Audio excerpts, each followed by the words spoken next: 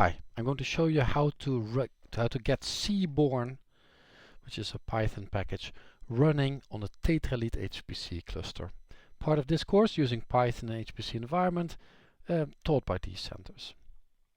So again, seaborn is a Python package. We're going to find out how the tetralith documentation helps us find this and how to load it.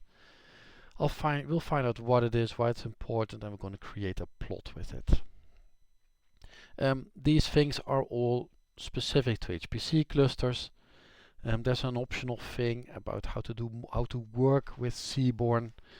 But you can do that on any computer. This is not HPC specific anymore, so I won't discuss this. You can do this on any computer. It's beyond the scope of this course. We're going to run seaborn. What is seaborn? It allows you to create figures. If you have this simple code, you can get this simple graph. That's what seaborn does. Seaborn is important because it's one of the most popular Python plotting libraries. It can create publication quality figures. And it has a nice overview of all the plot it supports. I'll take a look at it so you can see how fancy these can be. And you probably already see that most of the plots are in there. So seaborn has got you covered for whatever you want to plot. Let's take a look at the exercise. We need exercise 1 is a minimal seaborn program. Exercise 2 is a minimal plot. Let's do it. Exercise 1. Use the documentation of the HPC cluster you work on. So to do that, I'm going to move this window to the left and I'm going to make a new browser at the right.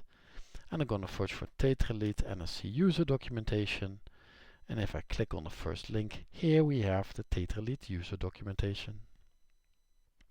Find the software module to load the package. So how to load seaborn. So I know I can click here, search for seaborn.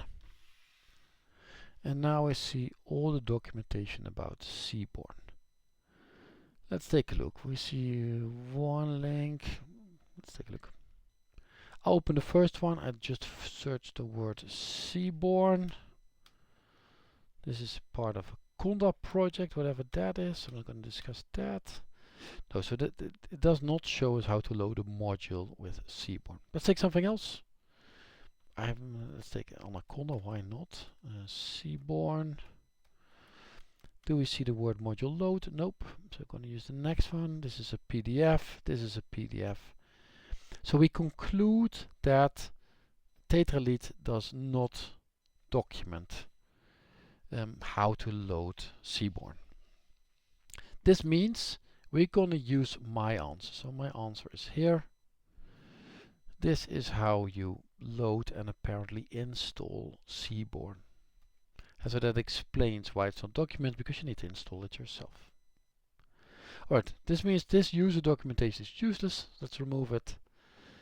And now we need, after we found that there's no documentation, we need on tetralith, we need to load the software module to use seaborn. So here we load the Python module. There. Here we load the Python module, and from it we install seaborn. I'm just running it, and let's see what happens. There, seaborn is installed, or is being installed. Good. Next part of the exercise. Create a script called seaborn exercise 1. Let's do this. I'm going to copy paste this. This warning I ignore. Instead, I'm going to stick to the exercise. I'm going to create this little script. Copy paste this. Then do right mouse button paste. I do Ctrl O to save. I press enter to accept the name I provided. And now I press Ctrl X to exit. There. Now we need to run the script. You do that by doing Python seaborn exercise 1. I did not type that quickly. I used tab to autocomplete. So if you press tab and there's only one file that starts with the letters you typed, it will autocomplete the file name. Alright, so it's running this script. Let's see, what do we expect? Well, I expect that it prints the version of seaborn. And here we have it, 0.13.2.